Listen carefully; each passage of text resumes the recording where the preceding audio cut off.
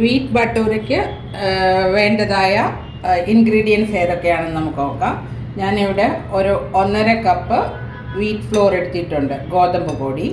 പിന്നെ 1 egg, 2 table spoon തൈര് കേട്, ഒരു 1/2 ടീസ്പൂൺ ഉപ്പ്, 1/2 teaspoon baking soda, 1 teaspoon sugar, 2 table spoon ghee, milk.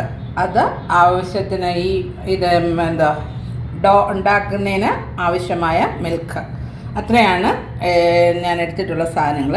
ഇത് ചെയ്യുന്നതിന് മുമ്പ് ഈ എഗ്ഗും ഈ കേർഡും ഒന്ന് ചെറുതായിട്ട് സ്പൂണിട്ടൊന്ന് ബീറ്റ് ചെയ്യാം. നമുക്ക് ആദ്യം എഗ്ഗും കേർഡും ഞാൻ ഒരു അടിച്ചെടുത്തിട്ടുണ്ട്. സ്പൂണിട്ട് ജസ്റ്റ് വേറെ ഒന്നുമില്ല, ജസ്റ്റ് ചെറിയൊരു സ്പൂണിട്ട്. ഇനി ഇതിലേക്ക്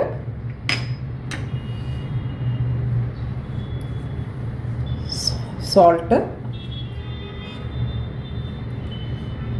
ബേക്കിംഗ് സോഡ, ഷുഗർ, കേർഡ്,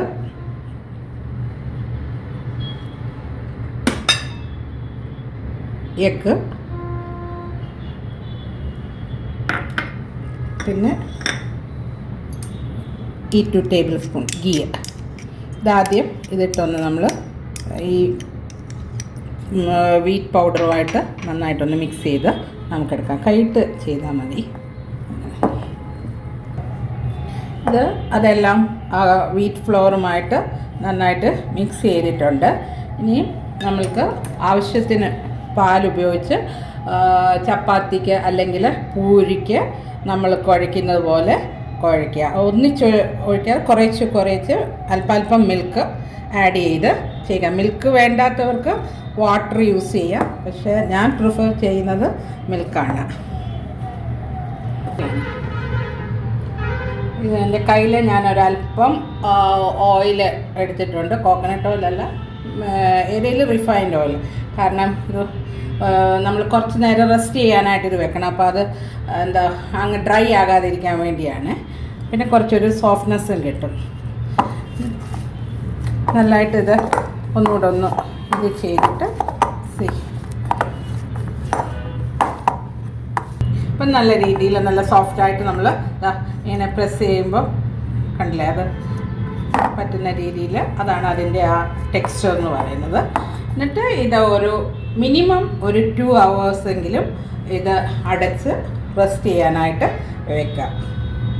അത് കഴിഞ്ഞ ശേഷം 2 hours കഴിഞ്ഞിട്ട്, അതായത് 2 അല്ല 3 ഇരുന്നാലും 3-4 hours ഇരുന്നതുകൊണ്ട് കുഴപ്പമൊന്നും വരത്തില്ല. അത് കഴിഞ്ഞ ശേഷം നമുക്ക് ബട്ടൂറ ചെയ്തെടുക്കാം. നമ്മൾ ആ കുഴച്ച മാവ് ഏകദേശം 2 മണിക്കൂർ 2 hours കഴിഞ്ഞു. നല്ല സോഫ്റ്റായിട്ട് വന്നിട്ടുണ്ട്. ഒന്നുകൂടെ ഒന്ന് മയപ്പെടുത്തിയിട്ട് പിന്നെ നമ്മൾ ഈ പൂരിക്കയുടെ വലിപ്പത്തിലുള്ള ചെറിയ ബോൾസ് ഉണ്ടാക്കുക. എന്നിട്ട് അത് പരത്തിയിട്ട് ആവശ്യത്തിനുള്ള ഓയിൽ അനുസരിച്ചിട്ട് ഡീപ് ഫ്രൈ ചെയ്ത് എടുക്കുക. ഇതുപോലെ സ്മോൾ ബോളായിട്ട് എടുക്കുക. നിങ്ങൾക്ക് വലിപ്പമുണ്ട്, വലിയ കടായിയാണ് നിങ്ങളുടെ കയ്യിലെങ്കിൽ അതുപോലെ ചെയ്യാം. എൻ്റെ കയ്യിൽ അത്ര വലിയ വലിപ്പമുള്ള കടായി, ഈ റെസ്റ്റോറൻറ്റ് സ്റ്റൈലിലെ ഒക്കെ ടൈപ്പുള്ള കടായി എൻ്റെ കയ്യിലില്ല. അതുകൊണ്ട് ഞാൻ പൂരിയേക്കാൾ അല്പം ഒന്ന് വലിപ്പമുള്ള രീതിയിലാണ് ഇത് പരത്തുന്നത്. ഇതൊക്കെ നിങ്ങൾക്ക് അറിയാവുന്ന കാര്യമാണ്. അതുപോലെ ഇതിൻ്റെ ഷേപ്പ് ഇങ്ങനെ റൗണ്ട് വേണമെന്നൊന്നുമില്ല, എലോങ്ങേറ്റഡ് ആയിട്ടും നമുക്ക് ചെയ്യാം. അത് നിങ്ങളുടെ ഇഷ്ടമാണ്. സോ ഇങ്ങനെയും നമുക്ക് പരത്താം. അതല്ല റൗണ്ട് വേണമെന്നുണ്ടെങ്കിൽ അങ്ങനെ. അത് ബാക്കിയുള്ള ബോളുകളെല്ലാം ഇതുപോലെ പരത്തി വെച്ചിട്ട് എന്നിട്ടത് പിന്നെ ഫ്രൈ ചെയ്തെടുക്കുക.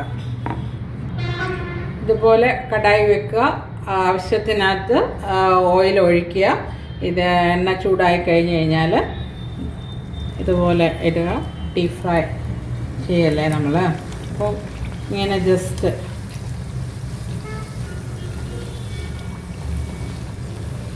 ഇങ്ങനെ ഓയിലിങ്ങനെ ഇതിങ്ങനെ തളിച്ച് കൊടുക്കുമ്പോൾ ഇത് ഇരിക്കണം.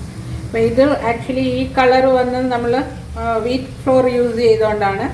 മൈദ യൂസ് ചെയ്യുമ്പം അത് കുറച്ചുകൂടെ വൈറ്റ് ആയിട്ടിരിക്കും. ഹെൽത്ത് വൈസ് ഇതാണ് നല്ലത്. പിന്നെ ആ മൈദ വെച്ചുണ്ടാക്കുന്നത് അത് ഞാൻ നിങ്ങൾക്ക് എങ്ങനെയാണെന്ന് വേറൊരു വീഡിയോയിൽ കാണിച്ചു തരാം. അപ്പം ബാക്കി ഇതുപോലെ ഫ്രൈ ചെയ്ത് എടുക്കുക.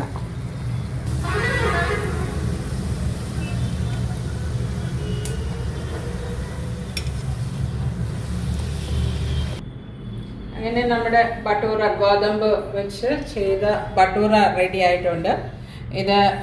ഇതിന് ഏറ്റവും നല്ല കോമ്പിനേഷൻ നിങ്ങളെല്ലാവരും കേട്ടിട്ടുണ്ട്, ചന ബട്ടൂറ ആണ് എന്നാണ് പറയപ്പെടുന്നത്. ചന അതായത് വൈറ്റ് കടല, വെള്ളക്കടല അല്ലെങ്കിൽ ചിക്പിയ അത് വെച്ച് അതാണ് ഏറ്റവും നല്ല കോമ്പിനേഷൻ. അതല്ല നമ്മൾക്ക് നോൺ വെജ് ഗ്രേവി, അതായത് ചിക്കനോ അല്ലെങ്കിൽ മട്ടൻ്റെയോ ഗ്രേവിയുടെ കൂട്ടത്തിൽ കഴിക്കാം. വെജ് നോക്കുകയാണെങ്കിൽ പനീർ വെച്ചുള്ള ഇനി ഗ്രേവിയുള്ള കറികൾ ഇതിൻ്റെ കൂടെ പോകും. അതുപോലെ മഷ്റൂംസിൻ്റെ കറി, ഞാൻ കുറച്ച് മഷ്റൂം പനീറൊക്കെ ചെയ്തിട്ടുണ്ട്. അതിൻ്റെ ലിങ്ക് വേണമെന്നുണ്ടെങ്കിൽ ഞാൻ താഴെ കൊടുത്തിരിക്കാം. അതും ഒരു നല്ലൊരു കോമ്പിനേഷനാണ്. അപ്പം നിങ്ങളിത് ട്രൈ ഔട്ട് ചെയ്യുക, പിന്നെ ഇതിൻ്റെ ഫീഡ്ബാക്ക് തരിക. അപ്പം വേറൊരു വീഡിയോയുമായിട്ട് നിങ്ങളോടൊപ്പം വരുന്നത് വരെ ടേക്ക് കെയർ. Thank you.